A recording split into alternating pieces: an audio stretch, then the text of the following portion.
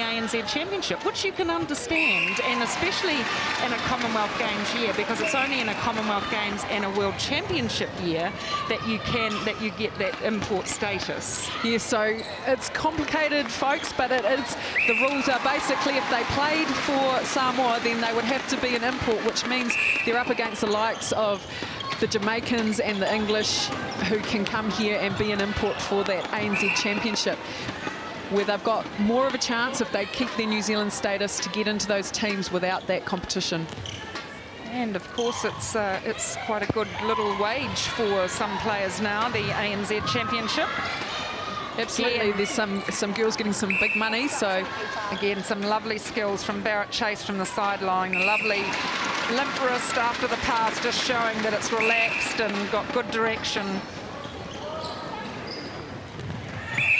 Rasmussen does well to regather. So this is looking like it could possibly be the biggest quarter for the Silver Ferns. Yes, well, of course, not only have the Silver Ferns side changed, but also that of the Samoan team. Te Pelu out at wing defence rather now. So an opportunity for Linda Wagner also to see which of her players can produce the goods up against quality opposition. She may as well experiment with her lineup and see what happens. And they're very young players. Oh, so great shot from Monica Fuimaono, edge of the circle stuff. Oh, and that turn of speed from Grace Rasmussen there at goal attack. I think that's picked up with her time out at wing attack for the Mystics. Yes, I think her conditioning is so much better than it has been in previous years. She's really maturing as a player, both mentally and physically. Barrett Chase finds Van Dijk on the baseline. And she's still sitting on 98%, 44 from 45. And Grace Rasmussen hasn't missed a shot yet, 7 from 7, so a great start for her. Here she is, offering for the ball. Good delivery to Van Dijk. Van Dijk really needed to take another step to secure that. And perhaps 2 hands to the ball. Yes. Thank you, coach. But they find the hoop in the end.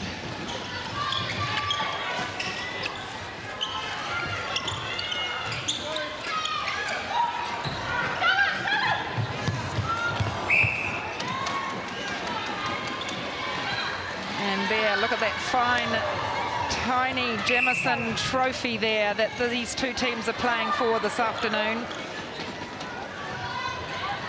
And it looks like it's going to one team at the moment. It's a one-way traffic for the Silver Ferns, which you would expect. Samoa don't get that many international outings. Great work, Katrina Grant balances, teeters on the transverse line, manages to keep it in.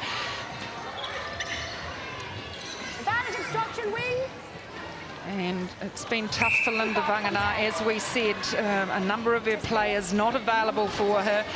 Voluntary position, coaching an international side, so you have to take your hat off to her for doing all it the for hard the work. love. Yes, yeah, loves the sport, loves the game. Oh. And lots of encouragement, I think that was, from the sideline. Barrett Chase on the court now for the Silver Ferns in the wing attack position. So a lot of changes in the second half of the match. Very strong, solid lineup to start.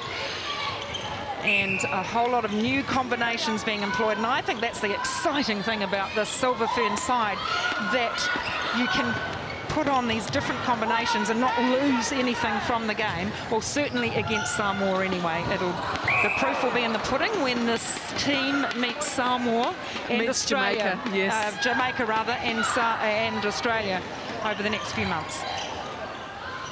Wing attack contact. And of course that will culminate in the Commonwealth Games, where the Silver Ferns are looking to retain their title, the gold medal in Delhi.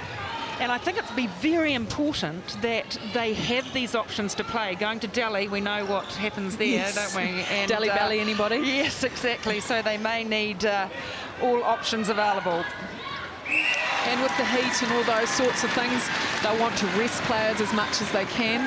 And I just think, you know, it may have been in Grace Rasmussen's favour that Paula Griffin wasn't available this year, but I think Paula Griffin doesn't offer a lot different from Maria Tutaia, whereas Grace Rasmussen is a different goal attack, so it's a different game plan that Ruth Aitken has available to her now. Yes, well, she plays the style, doesn't she, where she cuts the front a lot more, drags the player off, creates a little bit more space, and because she's a shorter player, she has to do more work off the ball to create space for herself as well. So we're not just looking at holding, posting players in the circle, and it opens up so many more options for the feeders as well.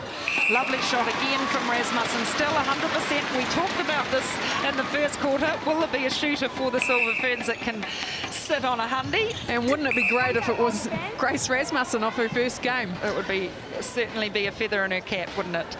Barrett Chase will get the pass at the edge of the circle, or off the edge of the circle. A contact from Te Pelu.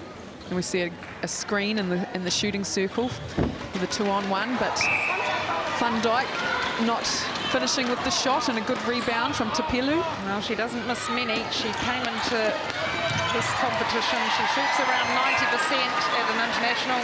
There we see that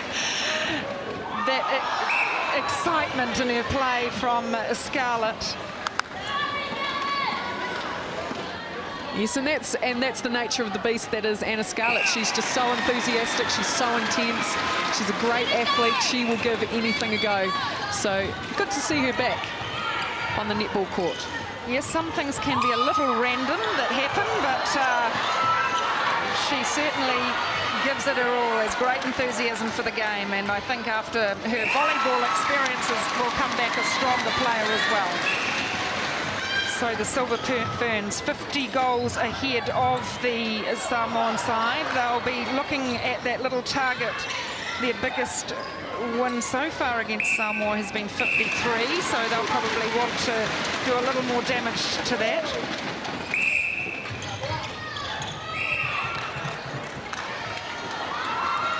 Silver Ferns have the opportunity to score quickly, but the penalty wasn't set exactly right.